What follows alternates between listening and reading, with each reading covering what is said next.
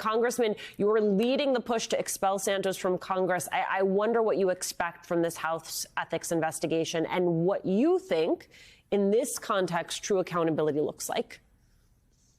Yeah, I mean, first, we're really glad to see the Health Ethics Committee open up the subcommittee to look into George Santos. Obviously, it's not just health ethics. It's also you have federal, local prosecutors looking into what he's doing.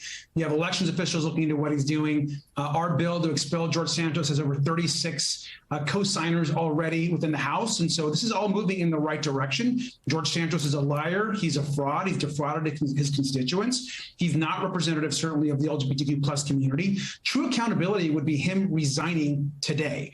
He has completely fabricated his entire life story. It's important for him to do the right thing and resign. You saw the sound at the top of this segment. You have that protest this weekend at Santos's office, the constituents arguing that Santos doesn't truly represent the LGBTQ plus community.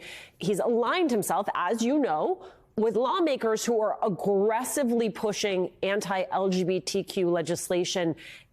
I want to ask what you make of that contradiction, but I don't know, given his history of lying, that we can even quite call it that.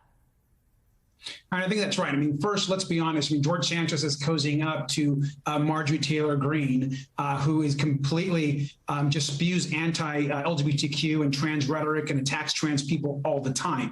I mean, George Santos should be ashamed of himself. He's someone who claims, I mean, I think, to be gay, and yet still does not stand for our community and really teams up with the very worst in the country. We're in a moment right now where our community is actually under attack by the extreme forces on the right. We've got to stand up for our community. We've got to stand up for people. We've got to stand up for trans people. And he has no interest in doing so. George Santos is right now the worst in our country. We're glad he's being investigated, and he needs to do the right thing, help his constituents out, and move on. He should not be in Congress. I want to shift gears and talk to you about the Supreme Court's upcoming ruling on President Biden's student loan forgiveness program, and sort of what you think the court's going to do and what it is that you're telling borrowers in your own district.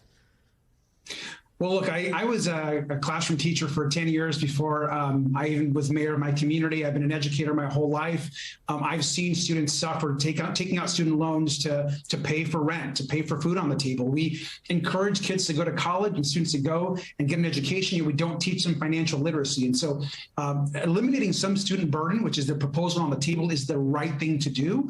I don't have a lot of faith in the Supreme Court. They've not proven that they can actually do the right thing for working people, for low-income people. And so while I'm hopeful that they do the right thing here and allow the president's proposal to move forward, I'm not hopeful. I think if that happens, we've got to continue to organize, to fight, and we've got to pass at that point more reform in the Congress. We're telling borrowers to hold on. Let's wait and to see what happens with the Supreme Court. And hopefully the president will give us some more direction once we know what the actual court's going to rule.